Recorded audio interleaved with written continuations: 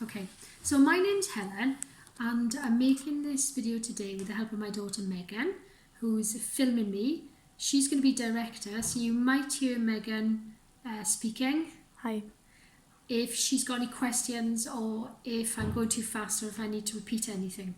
So what I'm aiming to do today is to show you how to make a crochet model of a virus, and the virus we're going to look at is the one that everybody's interested in at the minute, which is the virus that causes COVID-19. So here's a computer generated image of that virus, and here are some examples of the models we're going to crochet today. So we can make little ones that are small enough to use as key rings, and we've added some little eyes on here to add some character, and you can easily scale the model up. So this is the largest one I made before I lost patience, but you could go even bigger. And at the end of the workshop, what I'll show you is how you can adapt that model to model any other virus you might be interested in. So what I've got here is a little model of the deformed wing virus. That's a major pathogen or causes disease in honeybees. So we'll look at that at the end of the workshop. Okay, so the virus that causes COVID-19 is known as a coronavirus, and coronaviruses in humans cause respiratory illness. Most infections don't result in anything worse than the symptoms you'd get if you caught a common cold.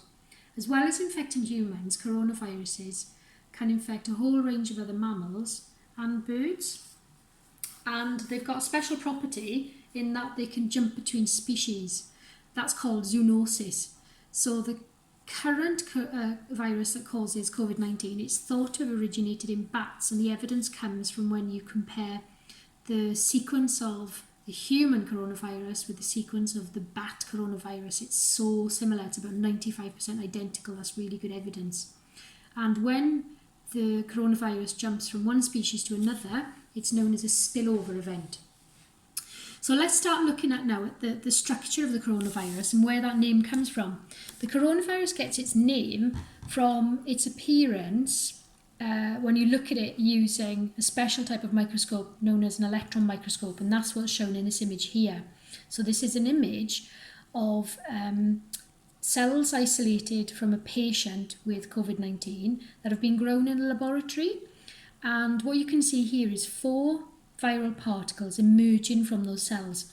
They're spherical, and can you see there's lots of spike proteins sticking up from the surface of the viral particles, and this corona or crown, that's where the coronavirus family gets its name from.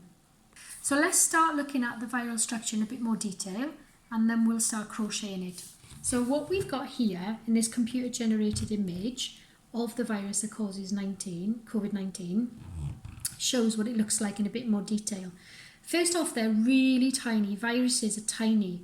The virus that causes COVID-19, it's about 90 nanometers across, and that's 90 billionth of a meter. Really, really small. They're about 1 million times smaller in volume than the human cells they infect. They are tiny. So if we look at this structure, what you've got in the middle is a grey sphere, and that is the viral membrane, inside which the viral genetic code is packaged up with a scaffolding protein. And what you can see protruding from all over the surface, sticking out from all over the surface, are these spike proteins, and they're coloured in red.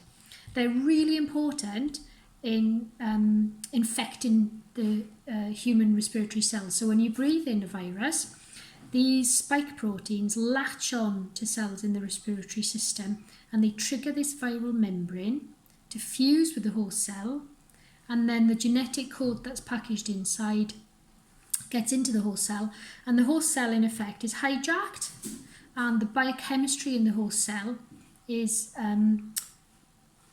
creates more copies of the viral genetic code and creates far more viruses. Okay, so a couple of things that you might be interested in terms of the rules associated with trying to prevent transmission of the virus, one of which is social distancing. and the distance that we're all trying to follow is the 2 metre rule. Now the 2 metre rule is related to the fact that when infected people cough, they cough out droplets that have viral particles in them. And the 2 metre rule is related to the physics of how likely it is for these droplets to spread. And the second thing we're all being advised to do is to wash our hands frequently. Now that helps in preventing the transmission of the virus because soap disrupts this viral membrane, which is made of lipids or fats. So soap is really effective in disrupting and destroying that viral membrane. So what we're going to do now is we're going to look at all the materials that we need to crochet the viruses before we get started, so everything's organised. First, we need a crochet hook, and I'm just going to use this one. For this kind of project, it doesn't really matter what size the crochet hook is, but if you're a beginner or if you're just starting to crochet, a bigger crochet hook is going to be easier for you, it's going to be less fiddly.